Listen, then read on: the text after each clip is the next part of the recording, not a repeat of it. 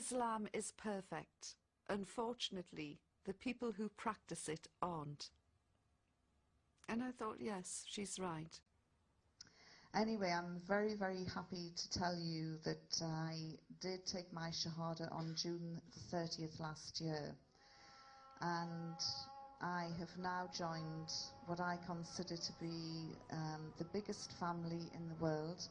Just makes me so proud to stand before you today and say I am a Muslim. Thank you.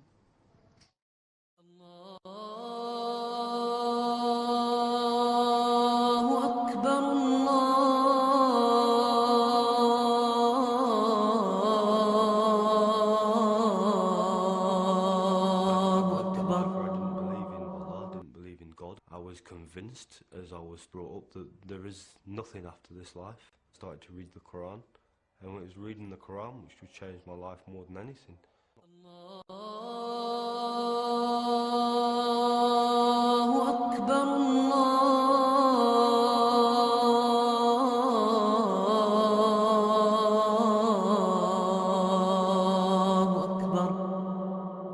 I haven't told my family yet that I'm wearing the full veil because I know it will upset them.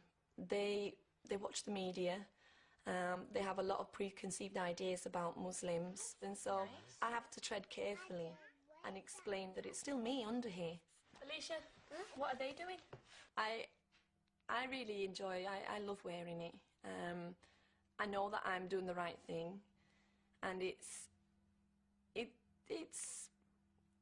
a progression in my faith, and it did feel wonderful being able to walk out and know that I've got that little bit closer to being the person that I want to be.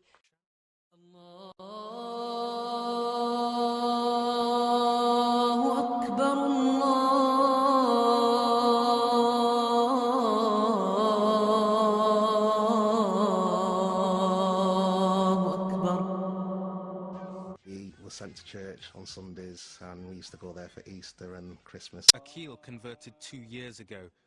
And when another Jamaican brother embraced Islam, it was like, why? You know, you're not Asian. I was just intrigued.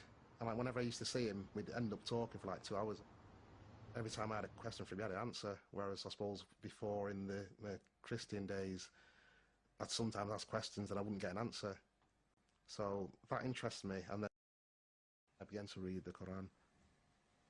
The first thing that struck me is that it was very similar to the Bible. It talks about Moses, Abraham, Job.